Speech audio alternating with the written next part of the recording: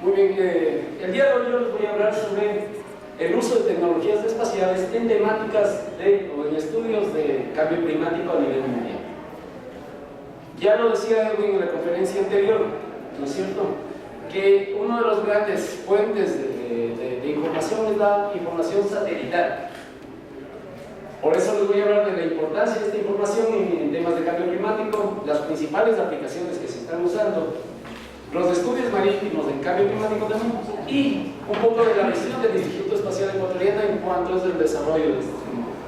También permite cubrir grandes áreas en poco tiempo, que es una de las grandes ventajas que tiene la información satelital, ¿no es cierto? El problema es el repaso de información periódica, que ahorita el número de satélites que tenemos en investigaciones climáticas es limitado todavía. La tecnología no está tan avanzada en cuanto a resolución, pero se está mejorando poco a poco. También permite medir parámetros atmosféricos, ya les vamos a explicar en qué sentido, y permite acceso a información casi instantánea, permitiendo facilitar, sectorizar estas investigaciones y también poder realizar análisis multitemporales. Otra de las ventajas es que permite descubrir procesos que no estaban definidos previamente. Existen dos tipos de medición en cuanto a los satélites, ¿no? Los que miden navegarmente la información, que normalmente son sensores pasivos que funcionan con la radiación solar, la interacción de la radiación con los diferentes elementos atmosféricos terrestres, y el retorno hacia los satélites que lo miden. Al analizar esta información de radiación que obtenemos, nosotros podemos ver muchas de las características que tienen los elementos con los que interactúan. Y tenemos también los que son en vista lateral, que nos permiten analizar muchos de los elementos que tenemos en la atmósfera. Aquí vemos ejemplos de estudios de ciclo de energía en la Tierra, ¿sí? Ciclo del agua, ciclo del carbono, circulación en los océanos, biosfera, ¿sí? El agua, calidad del aire y la criosfera. Entonces, todos estos análisis que parecen algo sencillo en una imagen, en realidad tienen muchos estudios por debajo. Se hace el análisis, por ejemplo, en el consumo de carbón, de la cantidad que se absorbe en diferentes etapas de la vegetación, en la absorción del carbón en el agua. Y es un ciclo complejo que a la final, como les decía, relacionamos con la energía que pueden detectar los satélites y encontrar cuáles son las dinámicas que se van estudiando. Este, por ejemplo, es un estudio de cambio poblacional en Jacar. Veamos, por ejemplo, que en el 76 teníamos 6 millones de personas, en el 89 9 millones de personas y en el 2004 13 millones de personas. ¿Cómo se puede relacionar una imagen satelital con la población? Simplemente por los sistemas de crecimiento dinámico que tienen las poblaciones. No es simplemente coger la imagen, analizar cuánto creció la ciudad y con eso calcular la población, sino que tienen muchos esquemas dinámicos inmersos dentro de esto. El estudiar ese dinamismo que tiene la Tierra, en este caso la población, es parte de lo que se viene haciendo a través y ayudados de las imágenes satelitales. Aquí vemos, por ejemplo, la cobertura de bosques, ¿sí? Con ganancias pequeñas que vemos aquí y pérdidas también, como ustedes ven, los puntos rojos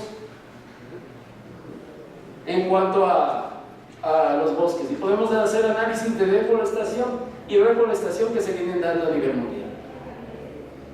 Aquí, por ejemplo, hay una distribución del monóxido de carbono, un análisis también de la absorción de carbono por kilogramo, por metro cuadrado en un año. Aquí vemos la medición de los aerosoles y la dinámica que tiene a nivel mundial. ¿Sí? Ahora hay unas, también Edwin nos decía en su conferencia de que normalmente los parámetros satelitales te miden lo superficial, pero a través de mediciones indirectas o de la suma de varias capas, nosotros podemos ver información adicional. En este caso, el cambio de estos flujos de fitoplancton bajo el agua y los cambios de temperatura nos podían mostrar cuál es la dinámica del fitoplancton en la parte subsuperficial del agua, ¿no? Vemos también que aquí tenemos un efecto de gravedad que se presenta por las diferentes temperaturas que generan las corrientes marinas. Entonces, a través de gravímetros y altímetros de precisión, nosotros podemos determinar cómo están los flujos de agua en los océanos. Esto es, por ejemplo, una captura de información de las tormentas tropicales, ¿sí? En este caso pudimos captar dos en una sola imagen, que también nos ayudan a la prevención de riesgos y desastres, y en el análisis también de la dinámica climatológica mundial. Se hace el análisis de topografía también, se está haciendo este tipo de análisis de topografía, ¿sí?, a través de gravímetros de alta precisión, que también nos ayudan a analizar, por ejemplo, cómo se ha ido cambiando el nivel del mar a través de la escala de tiempo. Si ustedes ven, está clarísimo un crecimiento acelerado y fuerte. Hay que considerar también que las condiciones de cambio climático no solo son antropogénicas, sino que gran parte de estas son producidas por el ciclo normal de la Tierra, y también tenemos influencias por el clima espacial. Entonces la radiación del Sol y sus divergencias en cuanto a la radiación que vienen presentando van a ser grandes influyentes de esto que vemos y que es parte de lo que tenemos que estudiar en conjunto. Aquí, por ejemplo, vemos un ejemplo del altímetro que se está utilizando para considerar las pequeñas divergencias que se presentan en la superficie de la Tierra, y de acuerdo a esto ver las condiciones de oleajes y de las corrientes marinas también que se presentan por debajo. Ahí podemos sacar, por ejemplo, con el altímetro de precisión cómo se encuentra la topografía subsuperficial. Vemos, por ejemplo, cómo se han ido presentando los sistemas de descongelamiento y recongelamiento de zonas polares.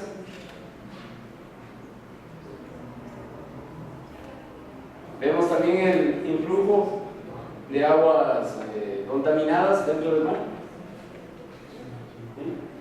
Aquí vemos, por ejemplo, el fitoplancton. El fitoplancton, al igual que las plantas, tiene una etapa de florecimiento, se le podría llamar, que es ¿no?, que le llaman el florecimiento de la primavera del fitoplancton, el cual es muy importante para los sistemas, por ejemplo, pesqueros a nivel mundial.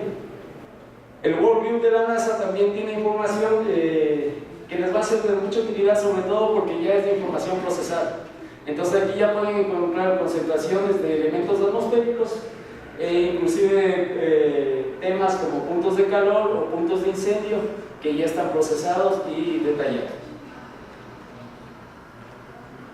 Aquí están, por ejemplo, una de las temáticas, como decía, hay los puntos de calor o fuego, tormentas de polvo, ¿sí?, todo lo que es reflectancia de la Tierra, estimación de precipitaciones, presencia de aerosoles, monóxido de carbono y algunos otros elementos atmosféricos, calidad del aire, ¿sí?, y las plumas de ceniza, inclusive también para los eventos volcánicos, que también son uno de los temas influyentes en los estudios de cambio climático. Aquí vemos, por ejemplo, lo que son inundaciones. Los flujos tienen las inundaciones por desbordamiento y por anegamiento, ¿no? Tormentas severas, también sobre los manejos fluviales y navales, más plumas de humo, temas de vegetación y temas varios. Es bastante completa la página de Worldview, les recomiendo que la visiten. Aquí hay un ejemplo, por ejemplo, de las temperaturas en nube, que también es interesante para analizar los temas de precipitación y temas de pronósticos de lluvias, ¿no? Ahora, el Instituto Espacial Ecuatoriano, ¿qué está haciendo en estas temáticas? Es muy importante que nosotros tengamos estudios muy avanzados de qué podemos hacer con la tecnología espacial, pero no con la tecnología espacial actual, sino que estamos adelantándonos hacia la tecnología espacial que vamos a desarrollar y tener en disposición a futuro. Entonces, lo que hemos hecho es un desarrollo de tecnologías en cuanto a lo que es sensoramiento y en lo que es plataformas. En sensoramiento hemos ya lanzado sensores en tecnología hiperespectral que nos va a permitir determinar propiedades de vegetación, de algunos elementos físicos, ¿sí?, de una manera adecuada, cubriendo grandes zonas a través de las plataformas. En cuanto a plataformas, estamos manejándonos en lo que son drones, UAVs. Vamos ya a empezar a emplear plataformas aéreas y el salto posterior será hacia las plataformas satelitales. La captura de información hiperespectral que estamos haciendo ahorita con los sensores que tenemos de campo, el apoyo a la academia con quienes venimos desarrollando algunas investigaciones, igual con los DIPIs del Estado, y la generación de transferencia, conocimientos, tecnología e información, ¿sí? Entonces, por ejemplo, tenemos información de las firmas espectrales, ¿sí?, de cómo sería la vegetación, un suelo arcilloso negado, un agua del río Turbia, suelo de lodo, ¿sí?, y agua del río transparente. Entonces, a través de las bandas que nos informa el satélite, nosotros podemos identificar, de acuerdo a los valores, cuál es el elemento que nos está dando, y si las bandas se amplían mucho más, en cambio podemos llegar a condiciones y parámetros mucho más detallados, que es nuestra intención en cuanto a los estudios de investigación que venimos desarrollando. Este es un ejemplo de cómo sirve, por ejemplo, la información en cada una de las bandas de vegetación. Ustedes pueden ver que en este segmento nos informa sobre el nivel de clorofila, ¿sí?, acá los pigmentos de la hoja, acá la estructura de la hoja, el contenido de agua en la hoja y la absorción de agua. Entonces, con este simple firma nosotros podemos determinar muchas condiciones de afectación que pueda tener una vegetación, y esto nos ayudaría mucho en los temas de agricultura de precisión.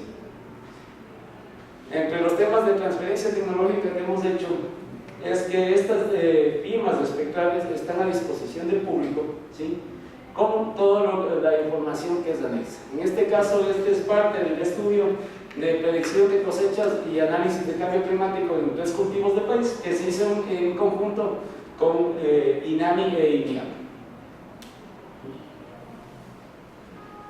Y este es, por ejemplo, uno de los sensores que hemos desarrollado. Al desarrollar nuestros propios sensores tenemos muchas ventajas.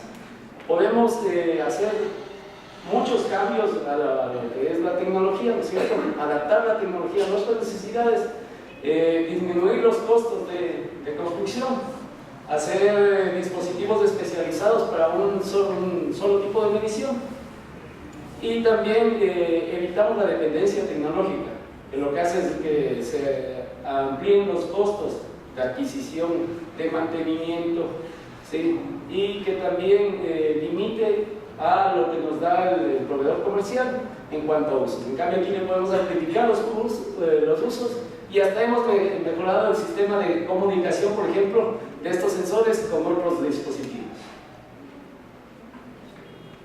Este es en cuanto a desarrollo de plataformas que ya les había comentado un poco, que estamos usando los drones para los temas de investigación en áreas pequeñas. Estamos generando drones también que sean de mayor eficiencia a las condiciones del Ecuador, porque los drones que normalmente nos venden aquí son desarrollados para el llano, para las condiciones de Europa, de Estados Unidos, y cuando tenemos que hacer mediciones en zonas elevadas como es los Andes del Ecuador, estos drones tienen una eficiencia muy baja. Eso estamos mejorando a través de estudios de investigación también dentro del Instituto Espacial Ecuatoriano. Y por último quería hablar del GOES, que es un satélite al que tiene acceso el INAMI, en el cual, por ejemplo, ya se han mejorado mucho los sistemas de sensoramiento, se han ampliado los números, y sobre todo también tiene un punto de medición para los temas de clima espacial, que serán muy importantes en el análisis del cambio climático, ¿sí?, y también de una problemática muy grande que tenemos en el Ecuador, que es la radiación solar y la afectación a los seres humanos. Eso es lo que les quería comentar. Por favor, ahí está la dirección del Instituto Espacial, donde pueden encontrar información muy variada a nivel nacional que se ha levantado en muchas temáticas y también sobre los temas de investigación que hemos venido desarrollando. Les agradezco mucho. Gracias.